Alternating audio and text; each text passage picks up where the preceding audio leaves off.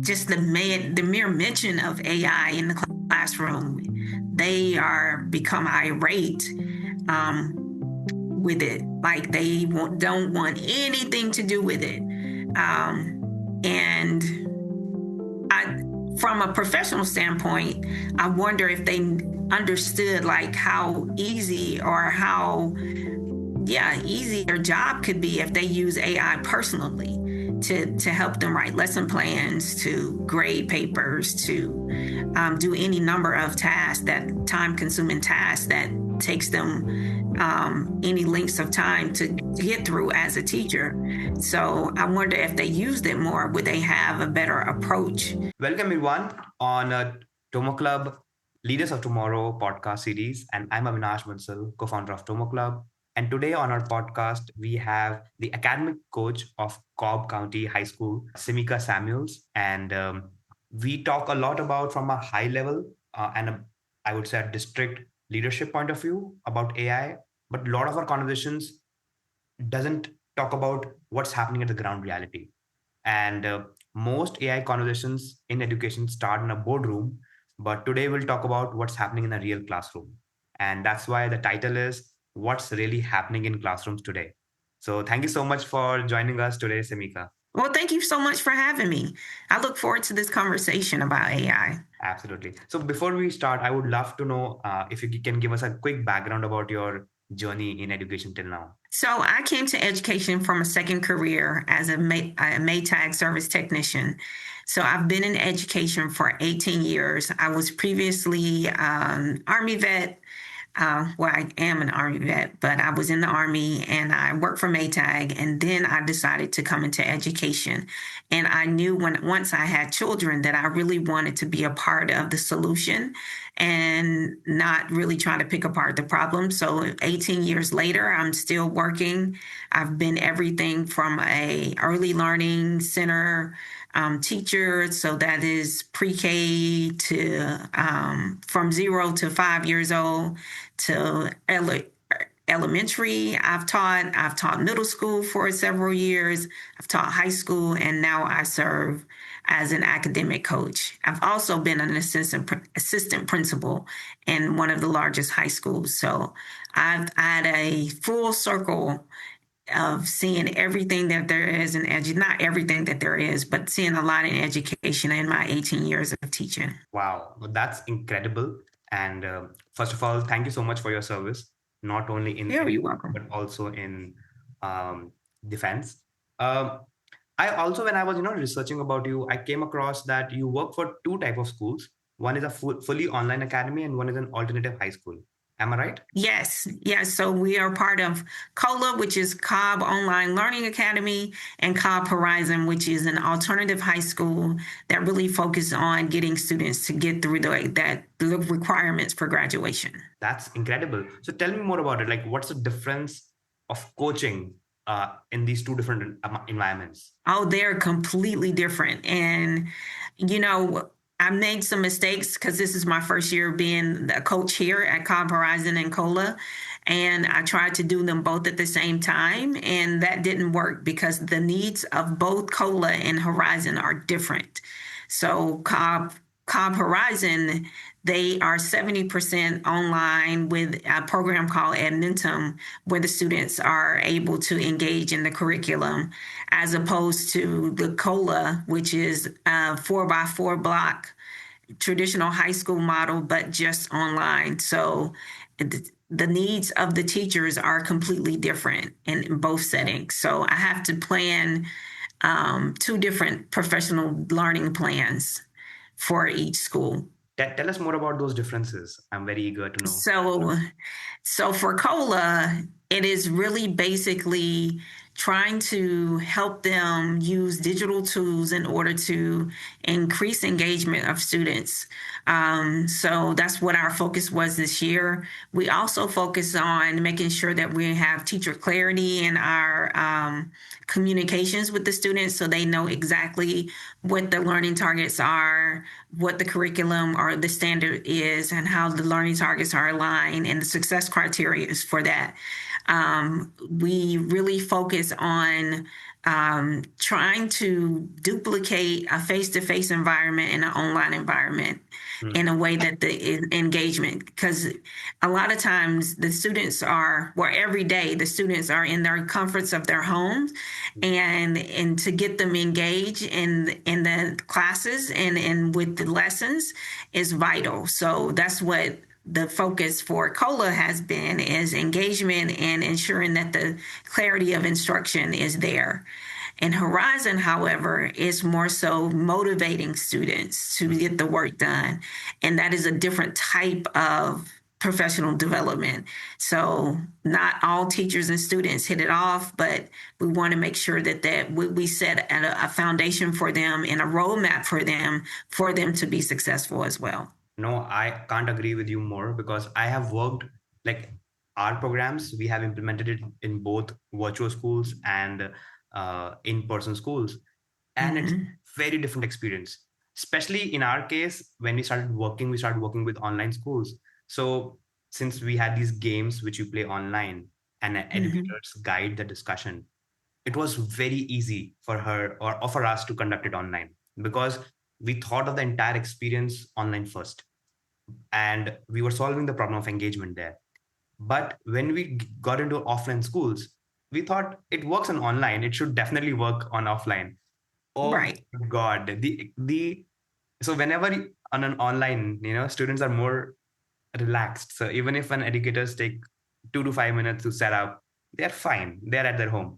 But in an offline classroom, when the educator is in the front, and if he or she is fiddling around with their laptops, finding a little bit difficulty, the student will lose it. And those 30 eyes are on you at that time. So Yeah. then we have to start reimagining how an offline experience has to be, how intuitive and how quick it has to be for the teachers. Yeah. Because you can imagine their one eye is on the screen and the other eye is looking at the kids.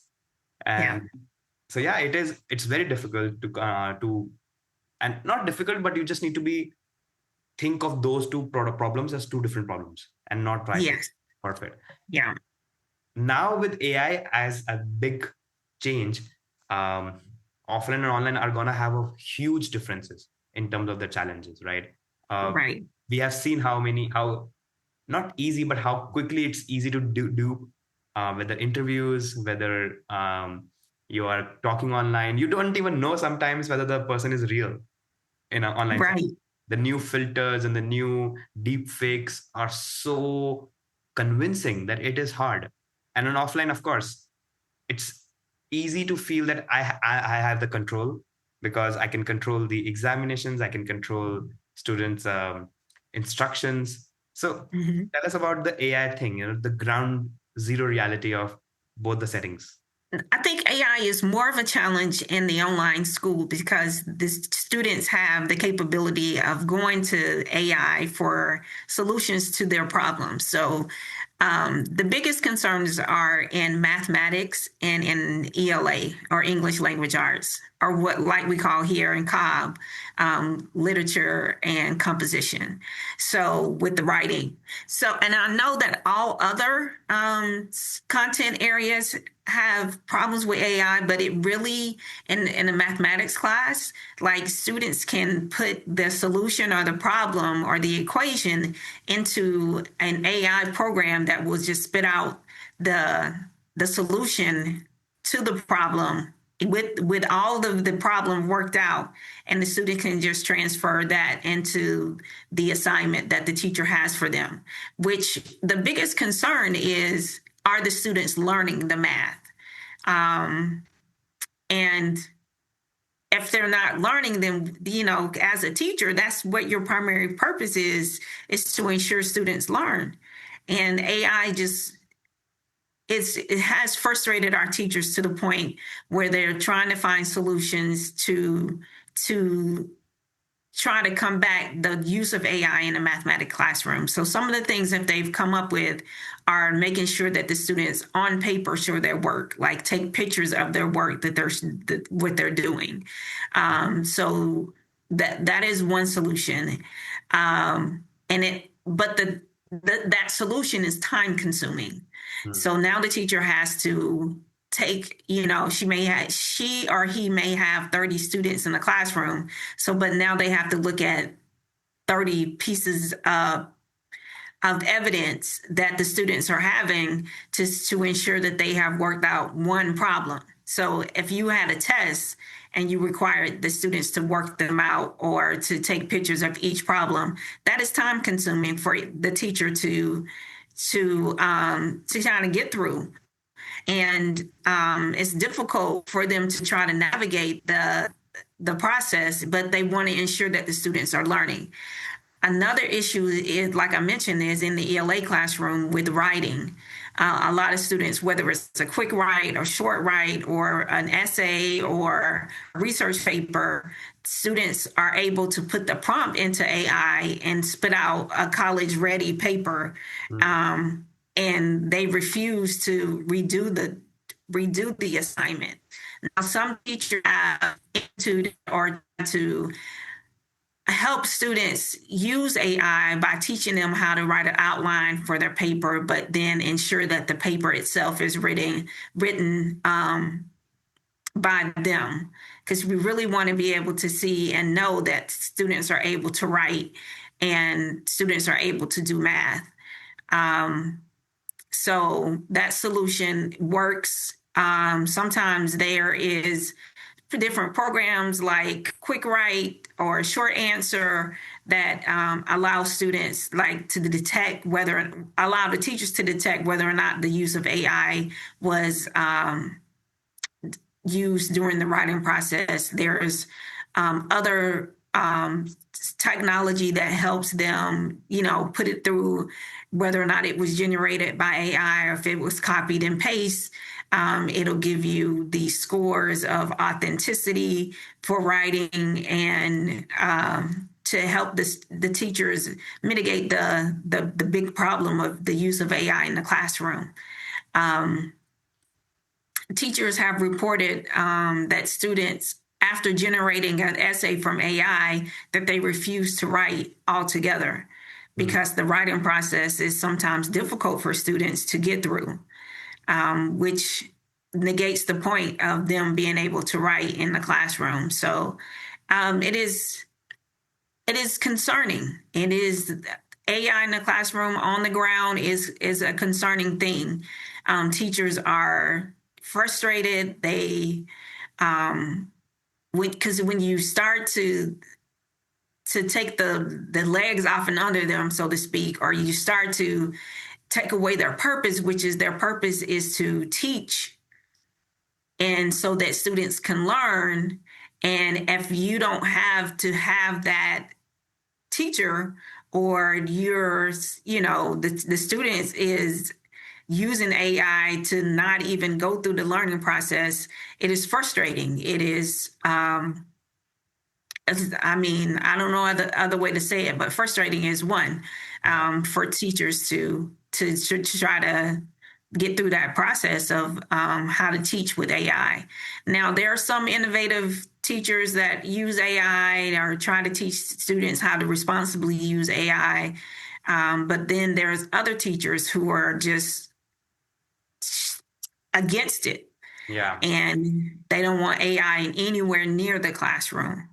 But we have to have a solution overall. I know I joked with a friend the other day, is like whoever comes up with the solution to how to use AI or the use of AI in schools is going to be rich because it is a big problem. Yeah. No, I can't agree with you more. And I hope I am in that space, so I hope I get rich. but, but see, honestly, I'll just try to dissect what you just said. The first thing you said is the AI assessment, AI authenticity checkers, tools which track whether the student work is done by an AI or done by a human. How do you agree with the answers? Like, do you trust such softwares that they're able to track the reality? Some software is pretty good. Like I forget the name of this has escaped me, but in ELA, they can submit the essay for plagiarism and it also detects AI. and that's pretty reliable. Like they've done studies, and it's 97% reliable. That is true. Hmm. Um, so it detects plagiarism to 100%. It does these background checks if they plagiarize any part of the paper. But the AI is a new addition that they added this year. So, and it detects whether or not they copied and paste um, the work is really what it detects. But students are getting smart. They just type the whole thing back out Yeah. and change a couple of sentences, or trying to get around with the use of AI. Like, and I don't want to say that the students are lazy. Do you know what I mean? Like, because writing is hard, and then it's uncomfortable to get to it's uncomfortable to write things that if you're uncomfortable letting people know who you are on the inside. So I don't want to assume that the student just doesn't want to do the writing. I want to recognize that writing is a challenging thing to get through. So is math. Those two things are challenging for students to kind of wrestle with in the learning process. So if I'm not sure that I wouldn't, if I were in that position and Hmm. I had AI at my fingertips, that I wouldn't rely on it. You know what I mean?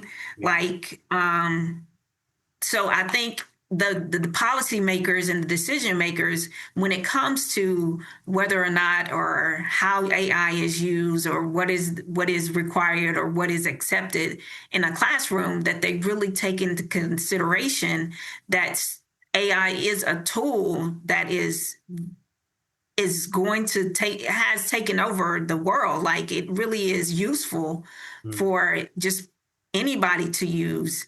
And we just have to really reimagine what it looks like in the classroom. See, I have 2 points to add there. Why AI trackers it will be like a losing race, in my opinion, Mhm. because first thing, um, if you can write a better prompt, it will generate an output which will eliminate, or it will customize the output to your competencies.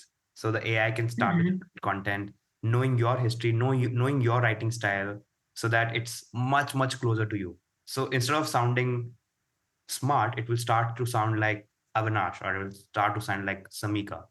So students are Mhm. finding those loopholes, and those loopholes they're learning it from TikTok every day, right? How to pull these trackers. Secondly, anybody who thinks AI is just a tool, who so initially all the models are kind of predicting. So you can imagine like there are 8 blocks, and you can attach those blocks differently to create different type of buildings.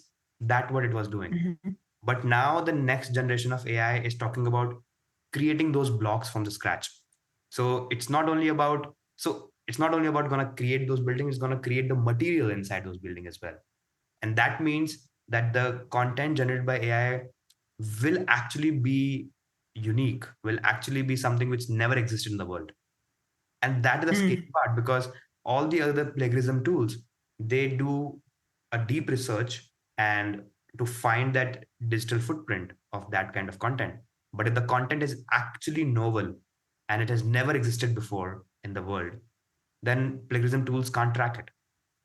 So it is Right. it is deeply concerning, because all our educators are trained in the last few decades to work in a certain way, and this is making them challenge everything very quickly, and there is no breathing Yeah. room as well to update yourself. So that is a bit concerning, in this overall AI space, and there is no right answer. That is the whole point. Right. Right.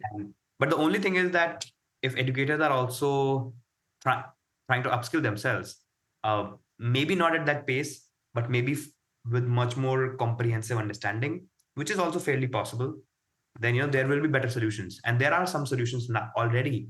Um, for example, there's a lot of Socratic method of questioning back to AI, and you are submitting your transcripts um, to the teachers, and the teachers are also using AI to grade it. But of course, they are having their own element of verification before passing it on. So it is a tricky Mhm. space.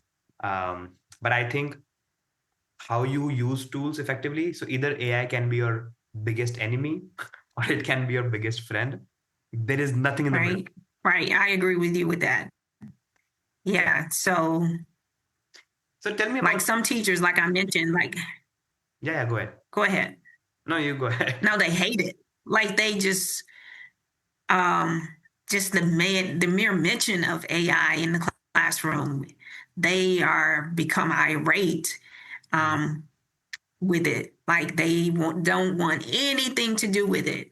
Um, and I, from a professional standpoint, I wonder if they understood like how easy or how easy their job could be if they use AI personally to help them write lesson plans, to grade papers, to do any number of tasks that time consuming tasks that takes them any lengths of time to get through as a teacher. So I wonder if they used it more, would they have a better approach to the for students to use it? But you're right. You either love it or you hate it. Yeah. So tell me what is the demographic look like, or what do you think is the distribution? How many percentage of teachers you think are embracing it, and how many of them are blocking it? So the percentage of teachers who hate it is small, Hmm. but they're loud. So um, Hmm. so every other, so I would say about 15% of teachers in this building hate it.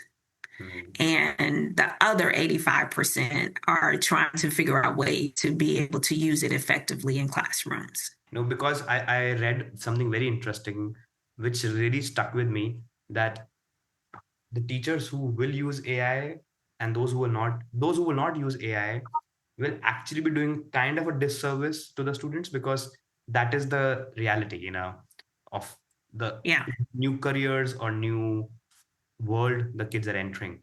So it's not just their individual decision sometimes, because you are influencing so many minds, and Mm-hmm. whatever bias or whatever emotion that you will have, it will get passed on.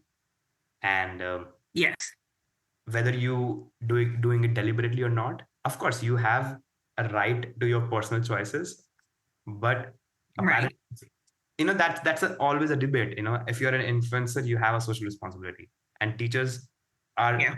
enormous influencers in child life, and it actually makes and break sometimes students life or their careers. And So if they're not taught how to use it effectively, then they're going to misuse it in a way that will cause them detriment. You know what I mean? Like it, so you can overuse it, you can misuse it, you can instead of in lieu of learning.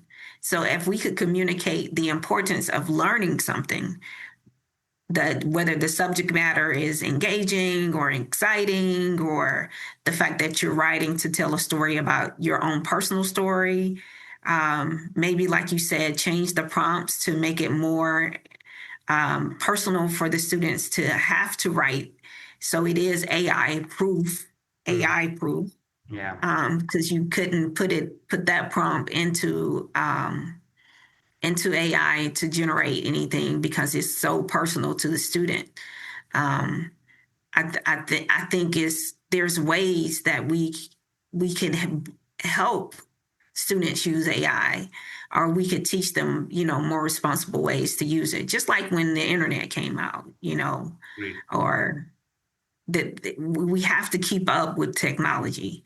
So, and we sometimes education is so far behind, or just like lagging in their response to new technology, that we are doing a disservice to students. Yeah, no, I agree. In fact, very interesting saying that educators are the employees of an organization, um, who whose time is not available for the coaches or for the teacher, for the principal, because at their working hours they are not their employees also, because they are teaching. So to train them or to update them in real time is not possible. and you have these PD days once a month, or Hmm. sporadically planned, and it keeps on evolving. So it's definitely hard to keep the ship running, at the same time changing the wheels or changing the rudder. Right. Uh, but like if a teacher come to you like tomorrow, completely overwhelmed by AI in their classroom, not knowing what to allow, what to ban, what to teach. So what are the first three things that you tell them as a coach to do? So the first three things that I would tell them as a coach to just really be clear about what they want the students to learn. Okay. So that will be the first thing. What do you want them to learn, and how could AI help you teach them to learn it? And so this is all in terms of AI, right? That's the question. Okay. So then the second thing I would advise the teachers to do is to answer the question, is the lesson engaging alone? Is it engaging without AI? What are you doing to engage the students? So this is more so with COLA staff, because that's the students who are online. Is it engaging? Is it already engaging? What are you doing with technology to engage the students? What are you doing with yourself to engage the students? And the third thing I would do is, could you make your lesson AI proof? Hmm. What about it? Like, are you asking recall questions that somebody could just throw into chat or throw into an AI platform to generate the answers? Is it something that is rigorous enough that it would prevent students from using AI? And if those three things were true, then the threat or the concern of AI would go out the window. No, I love those points. I'm glad the teachers in your school have you as a coach, because you are guiding them in the right direction, um, which is so important right now.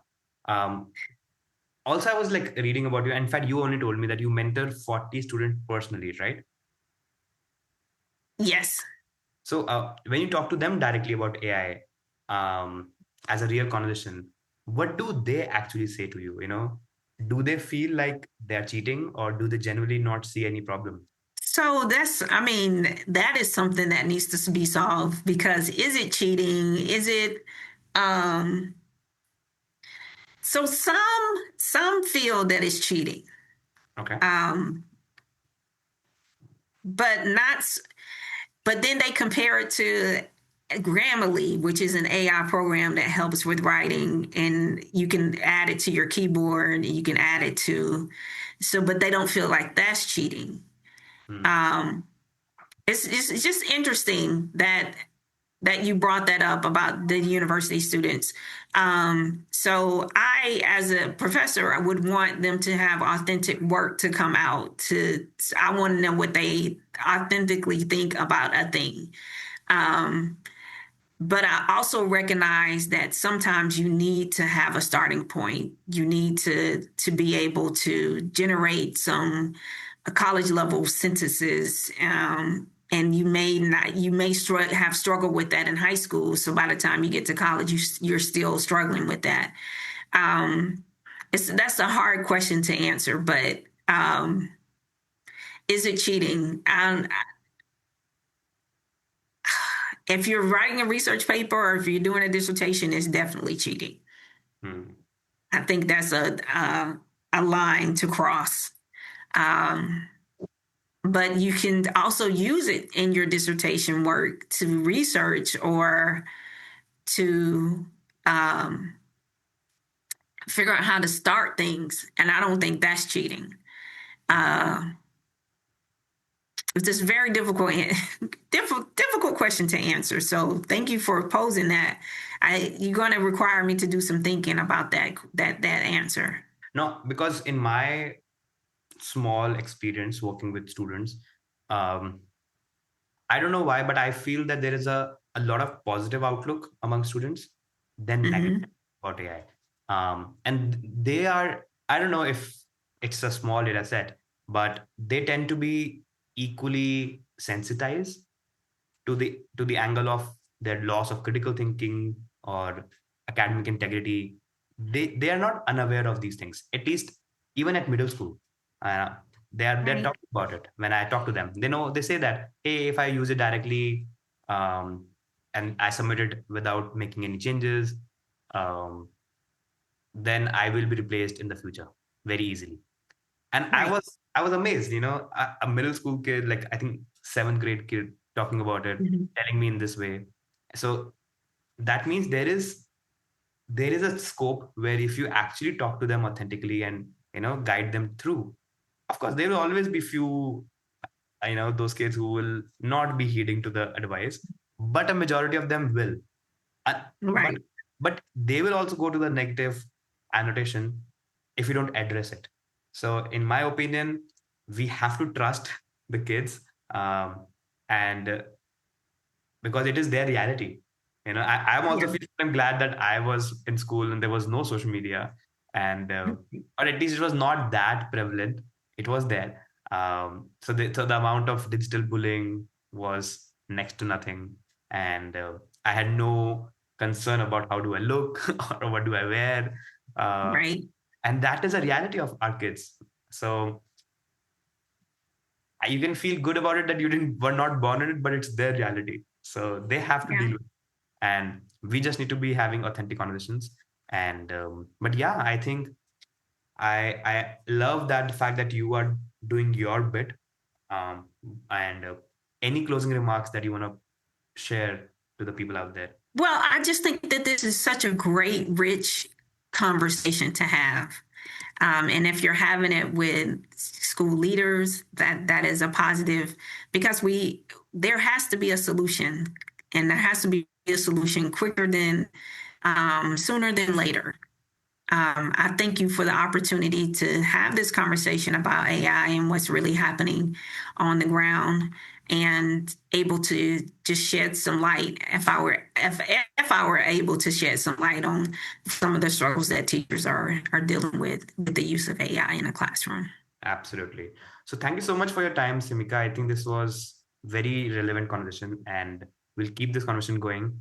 But I hope in the world where people don't have the patience to watch 30 seconds video, they hopefully will watch this 30-minute podcast.